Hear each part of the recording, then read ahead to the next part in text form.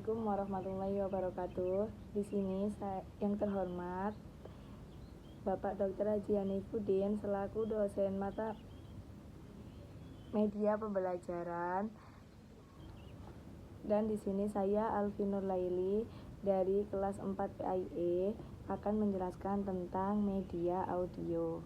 Media audio yaitu pembelajaran yang memakai suara saja tanpa ada gambar. Nah, media audio itu terdapat ada kekurangan unsur, fungsi, dan manfaat. Di sini saya akan menjelaskan tentang kekurangan media audio, yaitu wajib memiliki konsentrasi yang tinggi karena hanya mengandalkan suara siswa harus benar-benar fokus dan tidak boleh terdistraksi.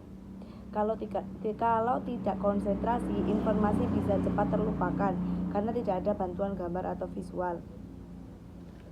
Yang kedua, ada pengaturan bermacam-macam. Pengaturan bermacam-macam suara itu sulit. Dalam membuat media audio yang menarik, dibutuhkan kemampuan mengatur narasi, efek suara, dan mungkin musik latar agar terdengar enak. Tanpa pengaturan yang baik, suara bisa tumpang tindih dan malah membingungkan. Yang ketiga, yaitu sulit untuk menemukan lokasi dan informasi secara visual. Karena tidak ada gambar, kita hanya bisa membayangkan berdasarkan suara. Jadi kalau materinya butuh menunjukkan bentuk, lokasi, atau arah, akan lebih sulit dipahami hanya dengan audio saja. Terus selanjutnya saya akan menjelaskan tentang unsur media audio. Unsur media audio terdapat ada memperlihatkan, menyimak, memahami, mengingat. Nah, memperlihatkan secara auditif. Walaupun tidak bisa menunjukkan gambar, media audio bisa memperlihatkan lewat deskripsi yang detail. Misalnya kayak gunung itu tinggi menjulang dengan puncak tertutup salju. Yang kedua yaitu menyimak.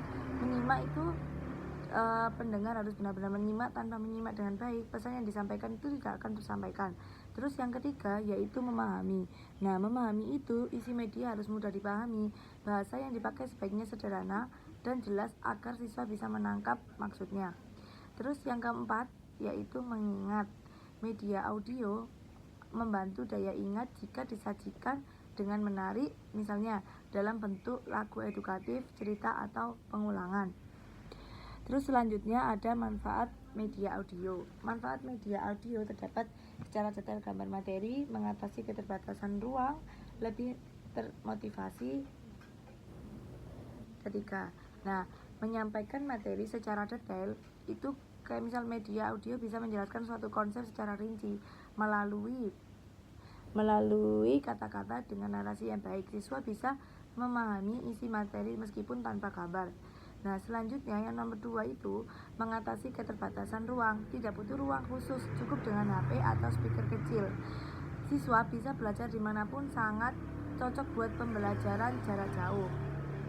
Yang ketiga yaitu ada meningkatkan motivasi belajar.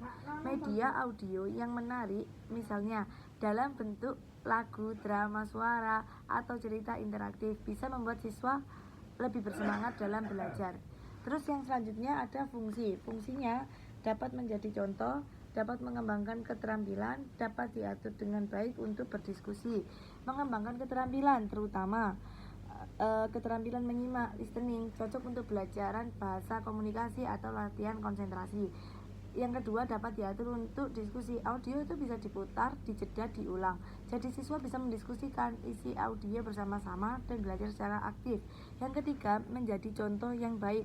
Misalnya suara, percakapan dalam bahasa Inggris, suara hewan, atau cara melafalkan kata, semua bisa dijadikan contoh nyata lewat media audio. Cukup sekian dari saya. Apabila ada kurang lebihnya, mohon maaf. Wassalamualaikum warahmatullahi wabarakatuh.